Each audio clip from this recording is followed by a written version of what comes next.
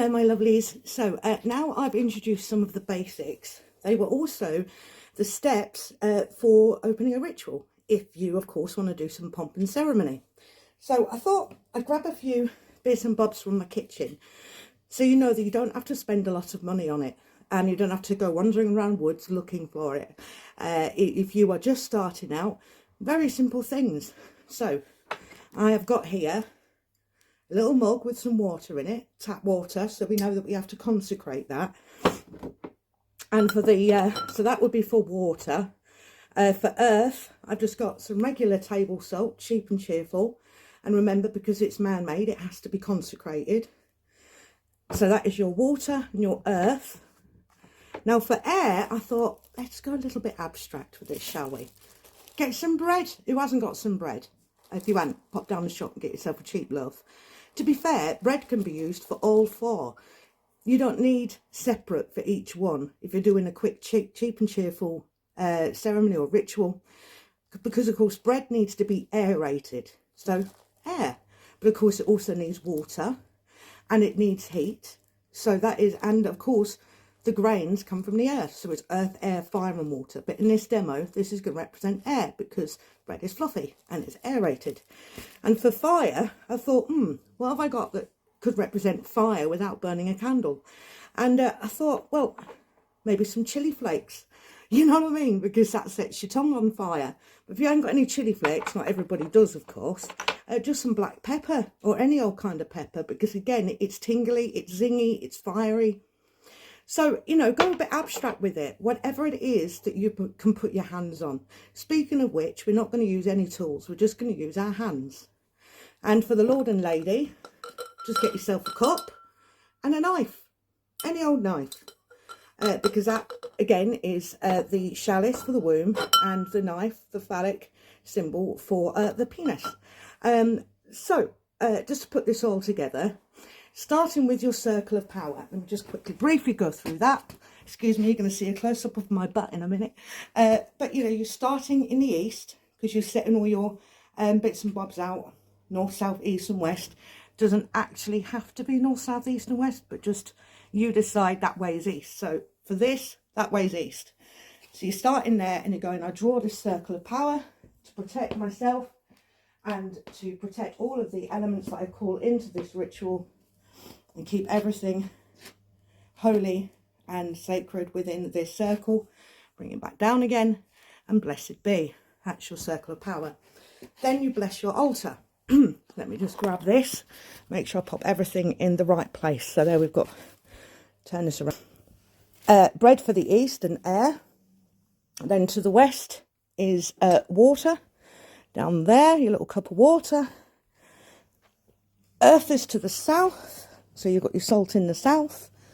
And, oh, sorry, excuse me, that's my fault. No, air is to the east, isn't it?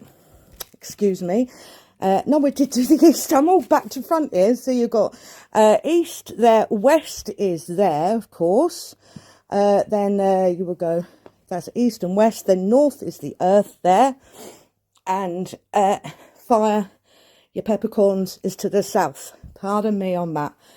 Simply using your finger. Element of air. I'll call you in to keep my thoughts and my memories straight. I certainly need that. And I summon and stir and call you forth, drawing your pentagram. Blessed be. Now, if you can't remember the correct way for summoning or banishing, again, it doesn't really matter. Just do it. And then you're going round clockwise. So the next would be the south and fire and so on and so forth. I'm not actually going to go through the ritual because it will take too long. And then I'm actually opening a ritual, aren't I? And I don't want to do that. So you've called in your quarters and then you're blessing your altar. Bring those things back together for your altar. That's now the altar. And again, I bless and consecrate. Remember, all these things have been manipulated by man, so they must all be consecrated. So I bless and consecrate the creature of air to be fitting for this ritual. Blessed be. And so on and so forth. Because you've used kitchen equipment, it all does need consecrating because it has been manipulated by man. Now you can either do your altar first or the quarters first. Those two are kind of interchangeable. But before you get started with your activity, don't forget the Lord and Lady. So you would start with, I call on thee, Lord, representative of the male and of the seed that stirs life. Blessed be.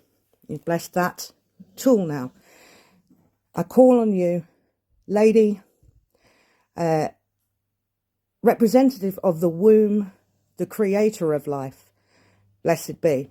Now, let me just switch this. And then after you, so once you have blessed your representative of the male and female, or the Lord and Lady, you then bring them together, and you are essentially emulating sex, which is of course the thing that creates life. And you say together, you bring them in together, consummated, Lord and Lady, male and female, bring life to this ceremony that I am about to perform. And that's the final step towards your opening for your ritual. So we start with casting the circle of power that protects your space, and then you're blessing your altar, each item representing earth, air, fire and water, or your bread, you just bless it for each one. So you would say, I bless and consecrate the creature of air, I bless and consecrate the creature of water, etc. If you just want to use one item, that's absolutely fine, because I'm all about cheap and effective, basic. It doesn't matter. You can be as complicated as you want or as simple as you want. And I will do a full pomp and ceremony toward your time, I think. Anywho, so that's your opening. Just like if you've ever been to a church, they have an opening prayer before the sermons, before the sacrament. And so next up, I'm going to introduce to you different ways that my family, or you indeed, can celebrate Yule, because it's the next Sabbath coming up. So I'll do a Yule introduction video, and then I'll show you what you do in the middle of your ritual when you're celebrating Sabbats. So it's probably a good idea to start with the Sabbats before you go on to anything a bit more complicated like spell casting. So there you go, your how you open a ritual circle ready for your ceremony. So I'll speak to you again soon, lovies.